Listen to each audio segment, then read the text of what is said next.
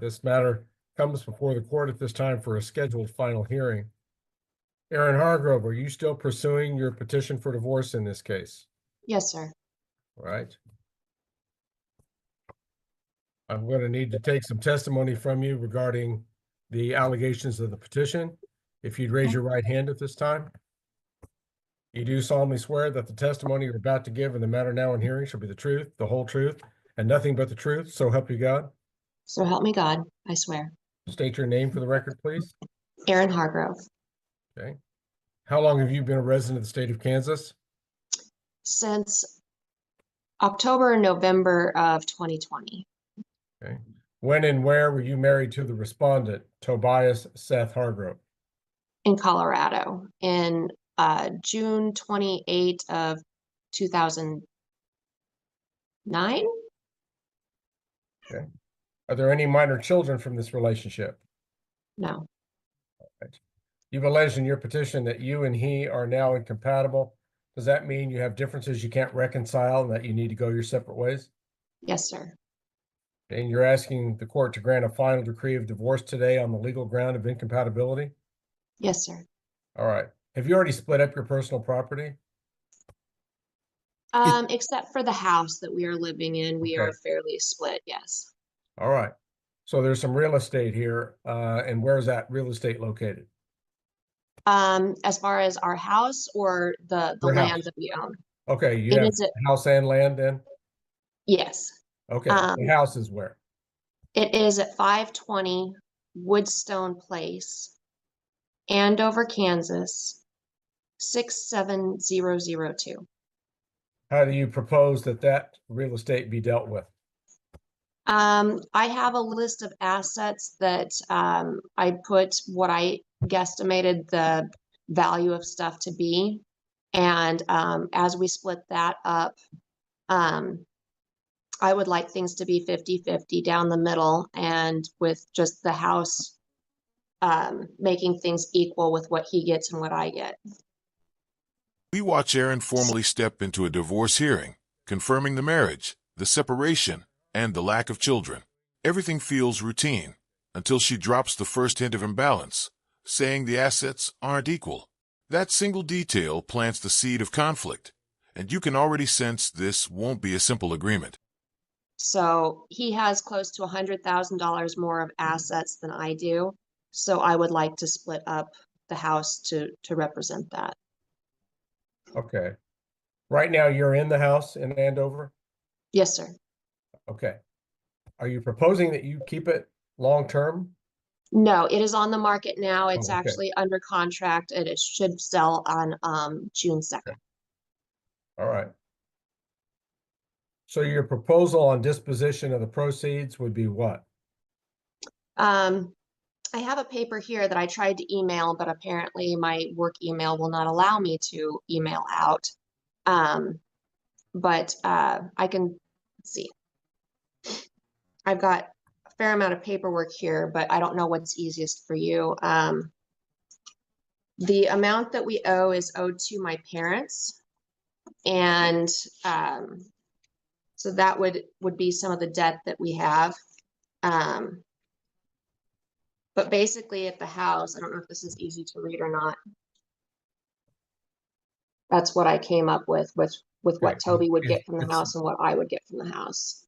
It's not. So would you just go ahead and read those numbers into the record? Oh, yes. So if we sell the house for 305K, which is what it's listed at now, what we would end up with after the brokerage fees and everything would be $280,168. And that with the differences in assets, that I would get $166,343, and he would get $1,113,826. And that would be with him taking on the debt of that we owe to my parents. Okay. Do you think that that's fair, just, and equitable? I do. Now, the personal property, furniture, appliances, clothes, other stuff, that's already been split up?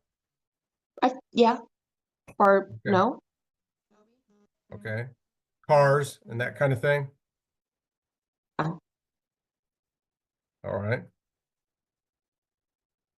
Are you wanting a previous name restored? Yes, sir. What is that name? Aaron Renee Madonna. Okay.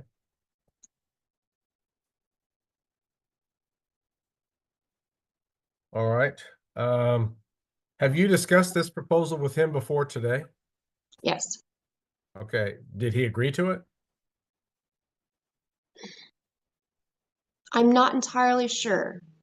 He said that we still needed to work on some stuff, but I was never able to get really talk to him about it. Okay. Things get more detailed and more revealing. Aaron lays out exact numbers, explaining how the house sale would be split and how debts factor in. On paper, it sounds organized, even fair from her perspective. But then comes the crack. She admits she's not even sure her husband agrees. That uncertainty shifts the tone completely, turning what seemed like a plan into something clearly unresolved. Are there other debts that need to be allocated besides anything that you've covered so far? Not that I'm aware of. All right. Okay, Mr. Hargrove, Yes, Your Honor. you patiently waited for her to complete her testimony here. Are you disputing anything she's proposed? Yes, Your Honor. What are you disputing? The house is an asset. The debt to her parents is joint. The house and the debt should be split 50-50. And the list of assets, so my personal feeling is most of the assets were obtained in Colorado. And during the time in Colorado, I provided the majority of the income. There was actually a couple years where I made over twice what she made. And there are a number of things that are just inaccurate and incorrect on the paperwork. All right. And it all needs to be corrected. And I have been, because of this situation, I was forced out of the house. I've been living with my dad in Cedar Point, so I have a 131.4 mile a day round trip commute, and I have very little time.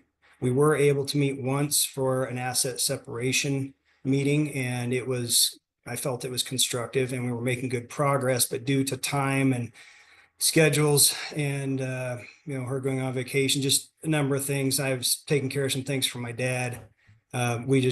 We hadn't been able to meet up and have a second meeting, but I stayed up late last night. I've got most of everything split out, but the biggest thing is that I see is placing full value over into my column is trying to make me pay for it half again, because I've already paid for it over half of it the first time, and I'm not going to pay for the second half twice. All right, Mr. Hargrove, I'm going to stop you there. What I want to do, I want to look over the paperwork in this file for a few minutes before we resume. Yes, Your Honor.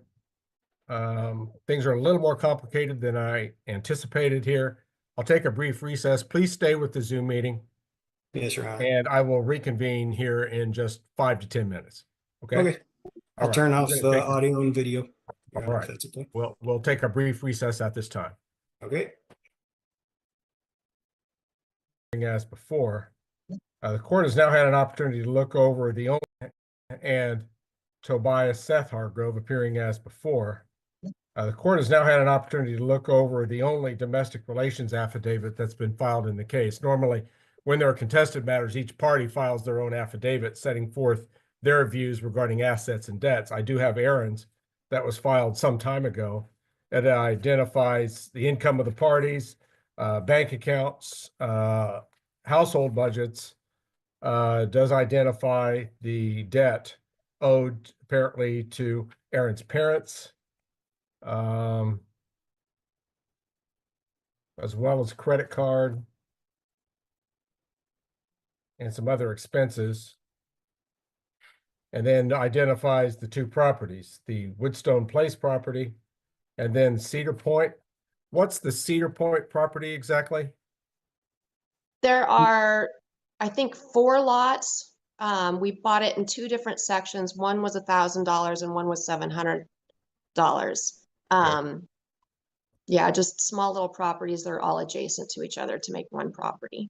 Okay, It's Oh. right across the street from my dad's house in Cedar Okay. Point. My great uncle Dave actually lived on the first property.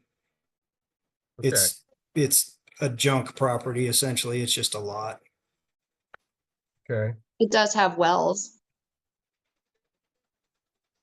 Well, there's several different ways we can proceed here. I don't know that if you're going to present any documents, spreadsheets, asset listings, or even written proposals, I think it's going to be unwieldy to handle it by Zoom today. I don't even know if the other party has each other's materials. And No, it's you need to know what the other one's going to present.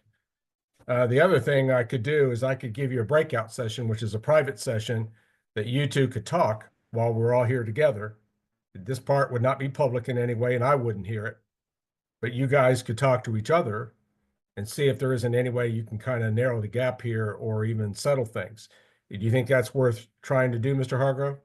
I think it would be worth it. I would like to do it in person. I feel like it's easier if we can look at a sheet together. It's just time has not really allowed for us to do that. I actually can get some time to do that this afternoon. That's my personal feeling. That's not saying I'm right. Aaron, how do you feel?